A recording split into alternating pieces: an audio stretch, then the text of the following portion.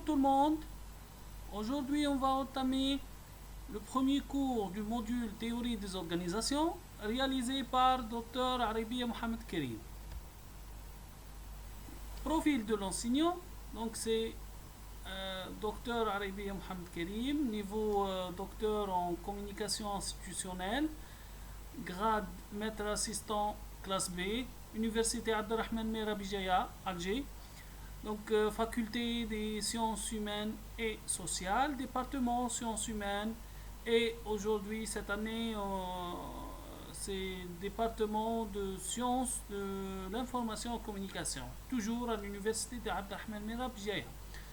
Pour plus de contacts, plus d'informations, veuillez me contacter. Mon email est mohamedkarim.arabia@univ-bijaya.dz. Donc, module théorie des organisations, c'est un module pour les troisième années licence. Donc, le public ciblé, c'est les troisième années du premier cycle, donc cycle de licence. Spécialité, communication et information. La présentation du cours, donc introduction, on peut dire que chaque science a des théories. Chaque science.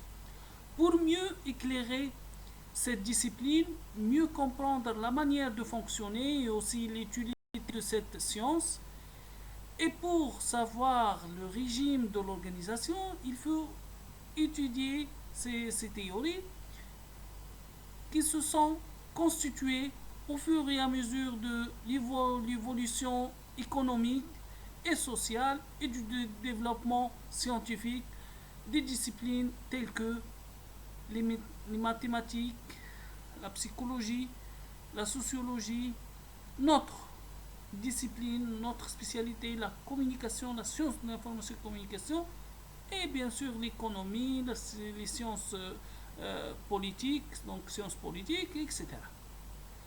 C'est pour cela qu'on dit que la science de l'information et communication, c'est une science pluridisciplinaire. C'est une science de carrefour où il y a plusieurs auteurs qui sont venus dans plusieurs disciplines pour étudier un de ces sujets de communication, comme Iscarpide dans littérature, Harold Laswell, Max Weber, etc., etc.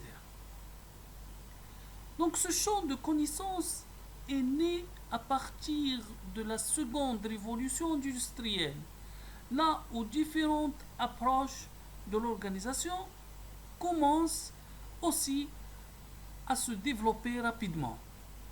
Chacune de ces théories correspond en réalité à une conception différente de l'action humaine, organisée dont chacun des auteurs a mis l'accent sur un aspect particulier de l'organisation. Les objectifs d'apprentissage, donc on a plusieurs objectifs à la fin de ce cours, l'étudiant sera capable de connaître les principaux concepts, les théories des organisations, analyser les expériences de chaque auteur, porter un regard critique sur les apports et les limites de chaque théorie, faire face à la différentes formes de communication à travers les différentes théories organisationnelles. Les prérequis, donc, c'est les notions et les outils fondamentaux de la communication, gestion et des entreprises. La deuxième, c'est avoir un enseignement élémentaire sur les structures des organisations.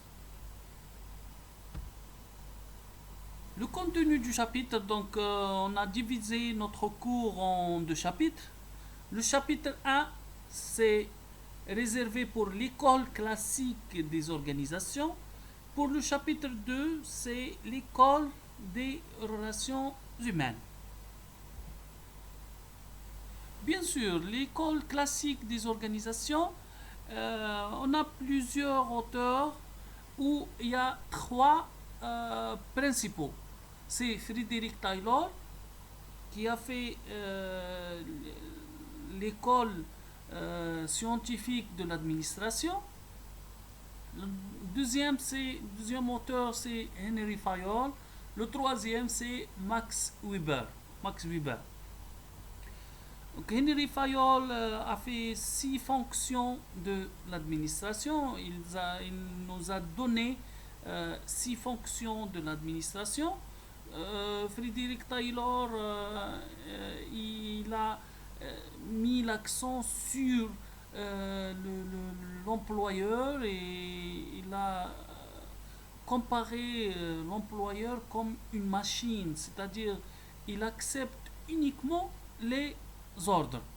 Pour Max Weber, Max Weber, il a donné une autre mention de l'administration. Il nous a donné une mention, une dimension de bureaucratique.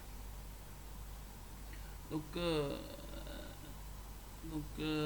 l'organisation des bureaux, etc. Donc, l'administration pour Max Weber, c'est l'organisation des bureaux de l'entreprise. Ce sont donc les trois auteurs principaux pour l'école classique des organisations. Pour la circulation de l'information, la communication dans l'école classique, c'est une communication linéaire, c'est-à-dire un seul sens, c'est un sens unique de l'information, de A à B. Donc c'est une affirmation, c'est des ordres, comme on a parlé de Frédéric Taylor, Taylorisme, etc. Pour le chapitre 2, l'école des relations humaines. Il y a plusieurs auteurs dans cette école. Parmi eux, il y a Hilton Mayo, Maslow, Kurt Lewin et Francis Lekert. Il y a une expérience ici très connue pour l'école des relations humaines, c'est l'expérience de Hawthorne. Hawthorne, c'est une place en Amérique. Donc, Hilton Mayo nous a fait une expérience au sein d'une entreprise de texture. En conclusion, il a trouvé qu'il faut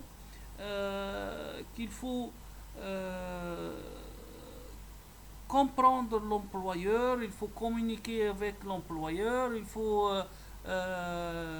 donner tout ce qu'il y a pour mieux faciliter les tâches de l'employeur.